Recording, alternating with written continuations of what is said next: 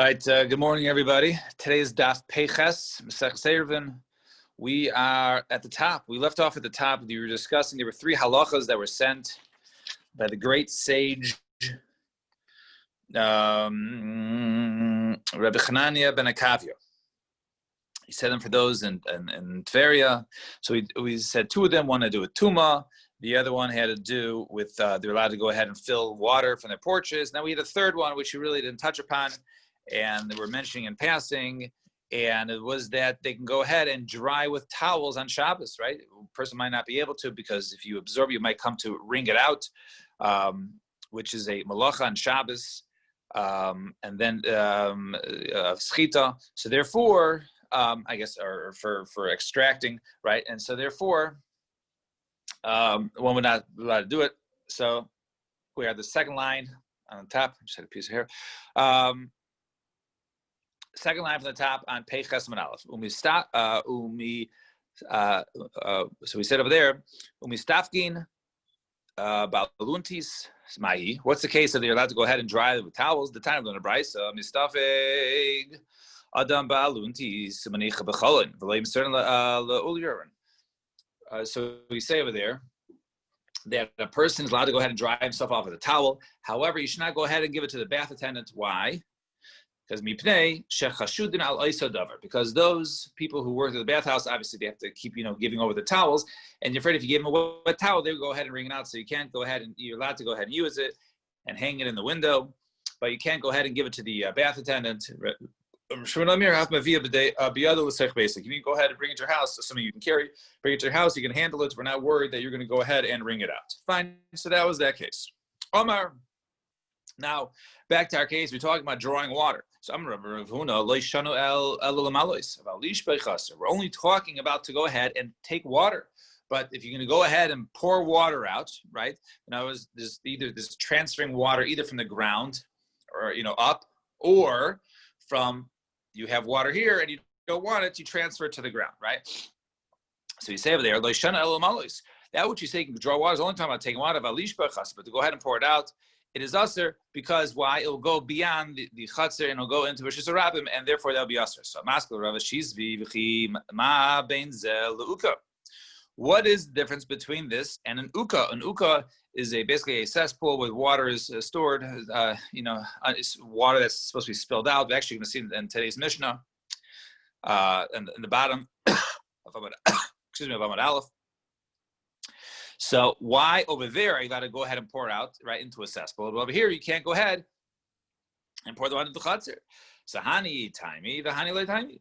So over there, in the case of the cesspool, it goes ahead and absorbs it into the ground. But over here, however, when you're pouring it into the area, which is not normal, right, which is either you're drawing water from it, right? So therefore the water doesn't get absorbed, right, because there's a lot of water there. So then the water just flows to other areas, and therefore it doesn't open. In the case of a cesspool, right, the purpose of it is to have water in it for it to get absorbed.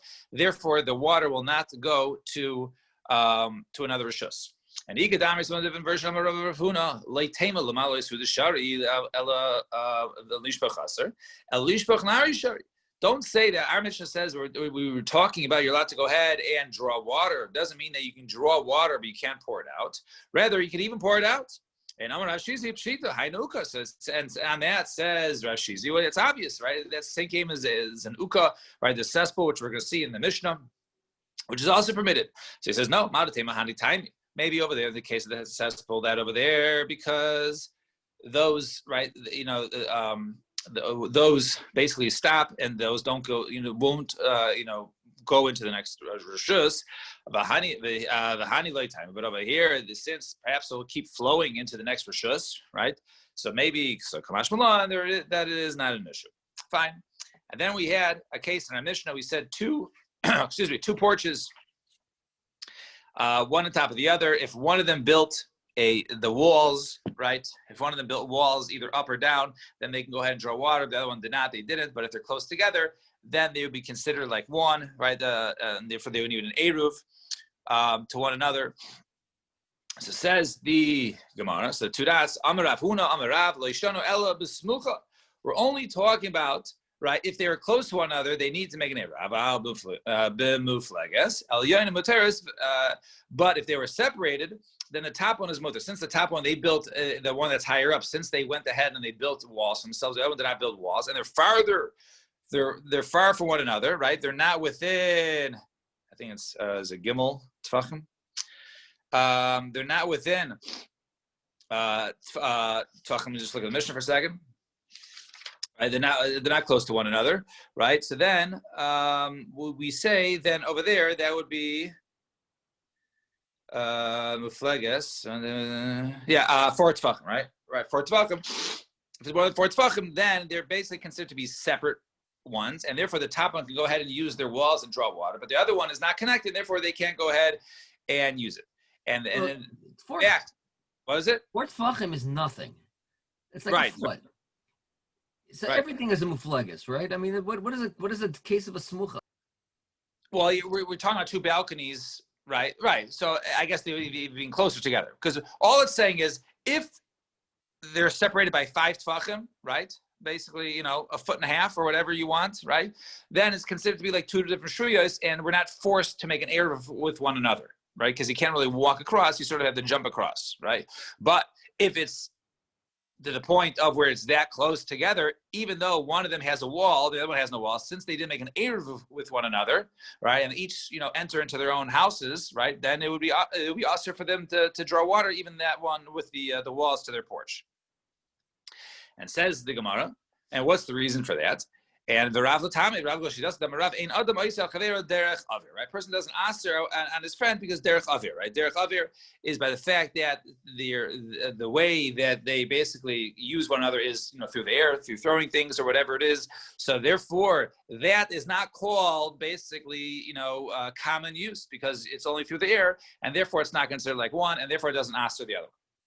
However, now, so Amar Rabbi Rechia, Rav Yosef, Rabbi Yoshia, Yesh Gezel b'Shabbos, right? There is Gezel b'Shabbos. What's this talking about?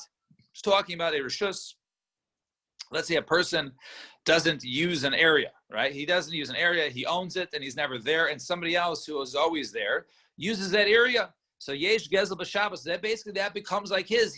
For Shabbos purposes, it's like it's his. He's stealing it, right? His stealing it is of his. His using of it makes it like he's the owner.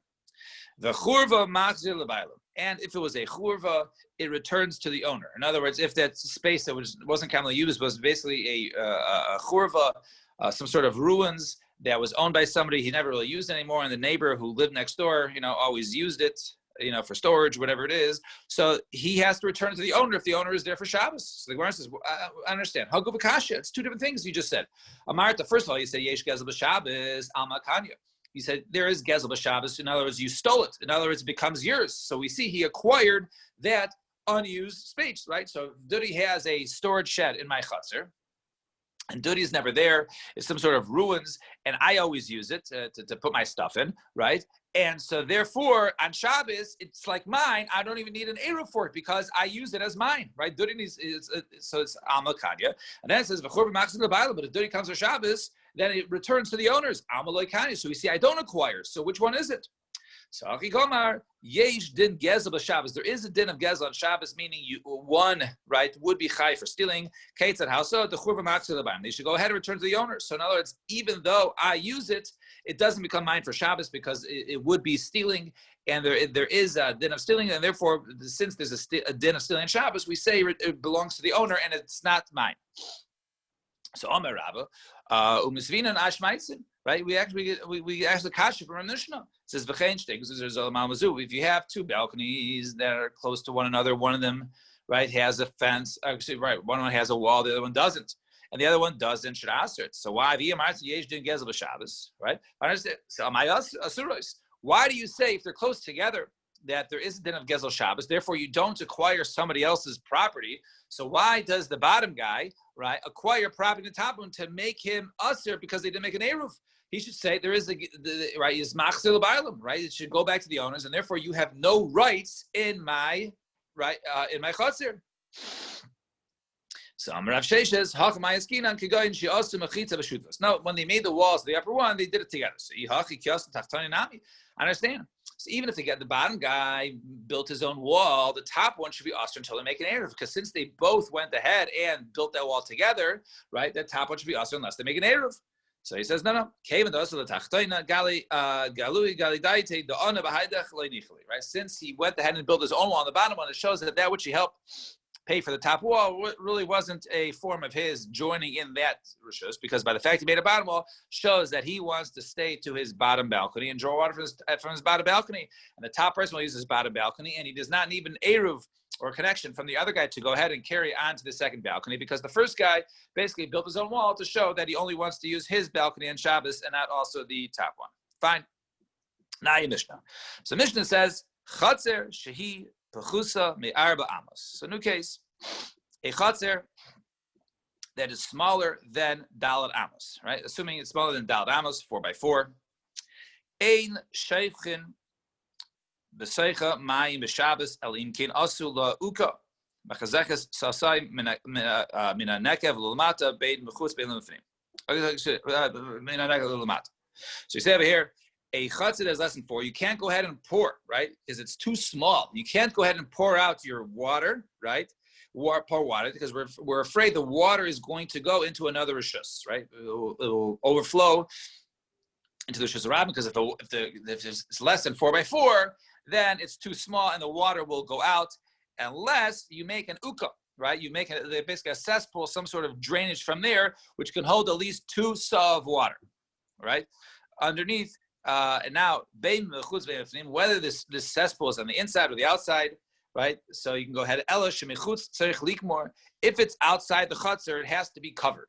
Okay, so the cesspool, in other words, for the drainage to go out, it has to be covered. If it's uncovered, it's no good. It has to be basically covered, not accessible, until after the amount that it's supposed to absorb inside. But if it's on the inside, then it doesn't have to. If the cesspool is on the inside, it doesn't have to be covered. And Rabbi Yezebel ben Yaakov Omer, Biv Shehu Kamor, right? You have basically a gutter, almost like a gutter or a drain that's covered. Arba Amos b'Shus Harabim, if it goes into the Shus Harabim, right? But the first Dalet Amos of it is covered into the Shus Harabim. Sheivchin l'seicha, you're allowed to go ahead and pour into it, right? Ma'im b'Shabbos, you can go ahead and pour water into it on Shabbos. In other words, why? Because when you go ahead and pour water into this gutter, right, your intentions are, we'll soon see, not for the water to go into the Shus Harabim, right? Because it's in this drainage pipe, right? It was made of it wasn't made of metal, right? It was made of something like earth or something like that, and therefore some of the water gets absorbed into it. The water doesn't really make it all the way to the Shus Harabim. So therefore, since it's covered, it's inaccessible to the Shus Harabim, and therefore you're allowed to go ahead and pour it into it. However, that is only the opinion of Rabbi Yezebel ben Yaakov. We'll soon see an arguing opinion. Right? Even if you have a roof or a chatzer, right, which is very long, you can't go ahead and pour into the gutter al pi aviv, right, directly into the drainage. Aval sheifechu l'gag v'mayim yored in l'biv. But you can pour the water onto the roof, which then rolls down into the gutter, and that goes down. Fine. Next case, ha-chatzir v'achsadra. If you have a chatzir, an achsadra, a yard, like a portico, an outdoor portico, mitzdarfin, the 2 ground areas are mitzdarfin amos to be for amos in terms of pouring water, right? We said pouring water. If it has dalet amos, you can go ahead and pour water in it because it's large enough. So too, you have a case of 2 upper floors, right? One next to the other. And let's say they have below them door to pour water. One of them made a cesspool on the bottom, the other one did not. And those who made it can go ahead and pour it out, but the ones who did not make the cesspool cannot go ahead and pour it out into the small chutzner. So also have to say in that case, who has the Dalet Amos? Is it Dalet Amos per each one? Is it a total of Dalet Amos? And why does the one who made the cesspool, why do they get to use it and no one else? So let's see. Bottom of Peiches, 2 lines from the bottom. So my timer, what is the reason why we said a chutzner that is less than Dalet Amos, you can't go ahead and pour water into it unless there is a cesspool, unless there is an uka in there. So Amar Rabba mipnei she'adam asu li'stapik sasayim mayim b'chol yom ba'arba amos. A person usually, right, he pours out every day 2 saw of water. Right, I guess as he washes his hands, he pours it out. Right, they didn't have the indoor plumbing, so he pours that out. Whatever he uses to wash, So he pours it out, and Adam writes out Lizalfan, and therefore somebody goes ahead and use it to go ahead. And since he has a chutzner, which is 4x4, it's a usable area for himself, and therefore that water he'll go ahead and basically use it to sprinkle the water on to get rid of the dust. Now, if it's less than 4x4, it's not usable, and therefore he doesn't care to remove the dust. But if it's at least 4x4, that's the reason why at 4x4 you can go ahead and pour the water in it. However, if it's less than dalad amos, then shayfchin, then you can only pour it either uka shari ilo asa. Only then you can pour it only. However, if it's less than dalad amos, then you can't go ahead and pour it unless there is an uka. But if there's no uka, there is no cesspool, then it would be forbidden. That was the first interpretation. We're going to have a machlekes. That was Rabbah. Okay, the first opinion was Rabbah. Now we see Reb Zera. And Reb Zera Amar arba amos taimi pachas and amos loitami. He says no. It's a mathematical equation, right? 4x4. Right, 16 square amos that absorbs, right, the water, and therefore you don't need additional drainage like into a cesspool. But if it's less than 16 square amos, 4x4, then you would need other storage areas. And my benai, what's nafkamina? Nafkamina would be something which was, 8x2, right? 8x2, which is also 16 square amos, according to Reb Zera, right? That absorbs. Right, it absorbs a proper amount, and therefore, since it absorbs a proper amount, you don't need a cesspool. But according to Rabbah, right, that you don't care to go ahead and sprinkle that area with water because it's not really usable. Right, it's not so functional to have a 2x8 yard, and therefore it doesn't count. You need a separate cesspool. So Tanan, we learn in Mishnah. Let's look at Mishnah. We say that a chatzin achsadra are mitzdaref for dalad amos. So bishlam the Reb Zera nicha. So I understand why we were talking about a chatzin achsadra, right? L'chayra, they're connected next to one another, and now so each one's a square. You put them together. Now you have like a rectangle, right? So a rectangle. So bishlam Reb Zera nicha. I understand according to Reb Zera dalad amos. So the rectangle of a rectangle is the shear because he's talking about square footage, right? It's so therefore you put them together, and now you have a combined dalad, right? But it's not completely square, and it seems to qualify as as dalad amos, even though it's not really dalad. It's just 16 square amos. So el Rabba kash, but according to Rabba it's a kasha. So tirgon Reb Zera aliba the Rabba baksadra mahalechas al pnei kol chatzikula. No. We're actually talking about each one was basically 4x2. You take a 4x2 and you put it next to a 4x2, and now the whole complete area between the portico and the chatzir is now 4x4. And 4x4 is the proper drainage. Fine. Tashma, come listen once again. Chatzir she'ein ba arba amos al arba amos. You have a chatzir that is not 4x4. So it seems to l'chayra say 4x4. It doesn't say 16 amos, right? It says 4x4. Ein sheikh l'sachem b'Shabbos. You can't go ahead and pour one on a Shabbos.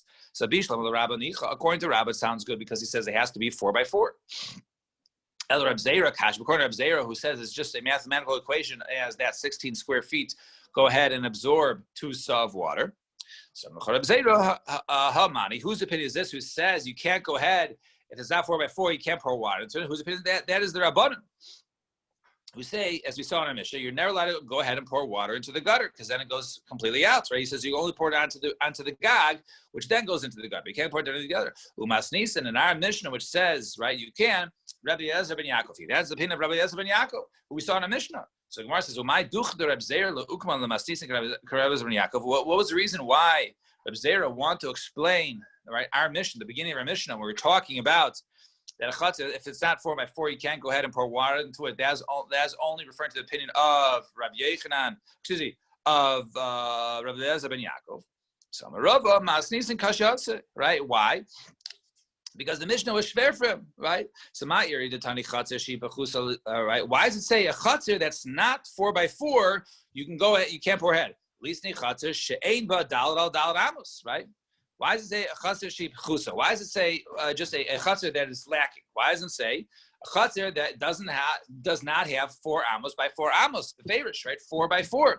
Elolav, rather not shma mina. It must be somebody, right? So in other words, it doesn't say the dimensions, and therefore it could be any space. Any space of kasha, because he says, according to Rabbah, it has to be the full amount, right? According to Zera, it has, So elolav shma mina. The Rabbi Eliezer ben Yaakov shma mina. Rather, it must be the opinion of Rabbi Eliezer ben Yaakov, who holds that one can pour directly into it. However, since this case, right, it is Bechusa, right? Since this case is lacking, it does not have the proper square footage. That's the reason why. The Ham of the Sefer Rabbi Eliezer ben Yaakov, Reisha Lav Rabbi Eliezer ben Yaakov. But what do you mean? Rabbi Eliezer ben Yaakov, right? If you look back at the Mishnah, right? He was the second opinion in the Mishnah. So how could you say the Reisha is Rabbi Eliezer ben Yaakov, then comes to be Rabbi Eliezer ben Yaakov in the Mishnah? So Gemara says no clue Rabbi Eliezer ben Yaakov. Really, it's all Rabbi Eliezer ben Yaakov, a Chasur Mechsra, and really it's missing a part. And this is how you should read it. Chatzer shehi bechusa me'arba amos ein shavch mesacha mayim b'Shabbos. A chatzer that is less than daled amos, you cannot go ahead and pour water on the Shabbos. Arba amos sheich. But once it is 4 amos, then you can go ahead and pour it in. It doesn't matter according to Zera, right, what the size is. It just matters as long as they have the proper square footage. Why? Because he holds that anything which is covered 4 amos, doesn't matter what the size is. Anything that's covered 4 amos, you can go ahead and pour it into it on Shabbos. So therefore, that's if Rabbi Eliezer ben Yaakov according to Rabbi Zera. According to Rabbi Eliezer ben Yaakov, right, as long as it's daled amos, it doesn't matter the width. If it's daled amos, then you're allowed to go ahead and pour it directly into it. But if it's less than daled amos, then you cannot go ahead and pour and pour into it because it would not absorb enough. Fine. Yeah. All right. So now to 2 dots. So we're second wide line. Rabbi Eliezer ben Yaakov. So he says a what's it called? A gutter that's covered. So masnisin deloy kechananya. Our Mishnah is not like Chananya. Why is that? The Tanya we learn in Brisa Chananya Omer afilu gag mea amo lo yishbach. Even if you have a roof which is 100 amos, right? You can't go ahead and pour into it. Why? Right? Because because the roof does not absorb it.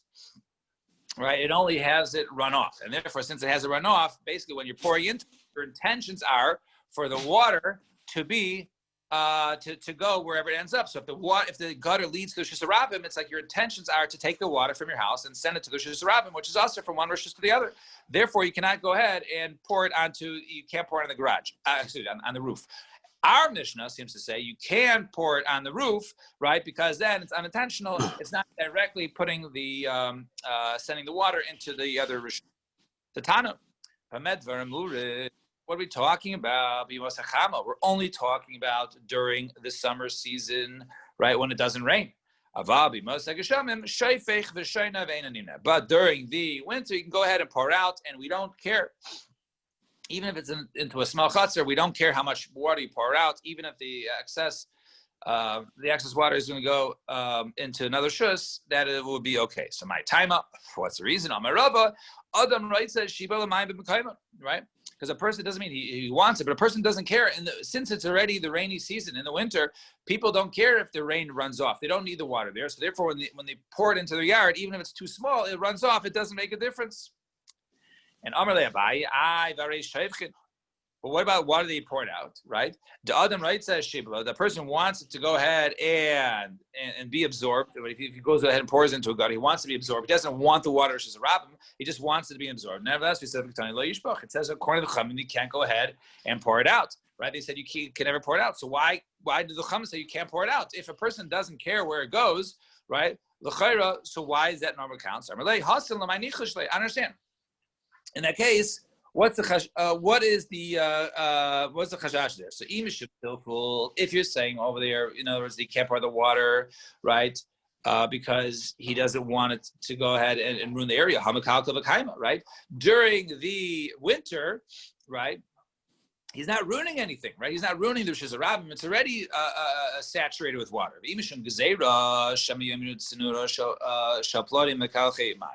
And if you say that the problem is, people are going to say if they see water coming out into the Rishus Harabim, they'll say, oh, this person basically throws his water into the Rishus Harabim he carries. So Stam Tzino is Mekalchinim, right? They all have water coming out of it because it's during the rainy season. So therefore, there is no reason to have any sort of reason to ban it during the rainy season. And Amar of Nachman, and so that opinion we just had, right, was so we were only talking about during the summer, not during the rain, because during the rain it's all mutter. And Amar Rav Nachman, be Mazik Shamim Uka Machzik Satam. So it says Rav Nachman, similar but a little different opinion. He says no. During the winter season, I may machzik masasayim nice and less asayim. You still have to go ahead. If it holds a cesspool holds 2 saw of water, you can go ahead and put 2 saw of water. Machzik saw nice and less saw. If it holds 1 saw, you can only allowed to put 1 saw in it. However, during the summer when it's dry, there is no other rain. If it's machzik sasayim nice and less asayim, it can hold 2 saw of water. Right, you can use the cesspool, pour 2 saw of water in it. However, saw if it only holds a saw. Ain nice and low kolikar. If it only holds a saw, you can't use that cesspool. In other words, you need a cesspool that holds at least 2 saw, and then you can put 2 saw in it. So, what is the difference? Why during the winter you can always pour in how much you can hold, but during the summer, only if it holds 2 saw, you can pour 2 saw. But during the summer, if it only holds 1 saw, you can't even put 1 saw in it. So, why can't you put 1 saw of water in a cesspool that can hold a saw of water? So Gemara answers, people might come to put 2 saw if it only holds 1 saw. So if that's the case, so why do you make it gzeira in the rainy season, right? For a cesspool that can only hold 1 saw, right? Why do we say you can pour 1 saw there? What happens if someone comes and tries to pour 2 saw in there? So the Gemara answers, no, I understand what's the chashash there. So imishum kilkul, if it's because of kilkul, and obviously he's going to go ahead and hamakalkul v'kaima, it's already ruined. If he pours too much water, the Rosh Hashanah is already ruined for all the mud. And imishum if you say people are going to say, oh, he takes all his water and he pours into the Rosh Hashanah because that's where we see the gutter is running from. Stam to know is makalchanim. We see during the winter months, right? There's always water coming out right into the streets from the gutters, and therefore no one's going to assume he did. Therefore, even during the winter. You can even pour a kur or a korayim. We're not worried about ruining anything. We're not worried that people are going to say that he is, dumping water from his Rishus HaYachid into a Rishus HaRabim. All right, we'll stop here. The 2 dots. Tomorrow, Mitzvah Hashem will continue, and it looks like we'll be finishing, God willing, another parak tomorrow. Everyone have a day and enjoy this beautiful weather. Take care.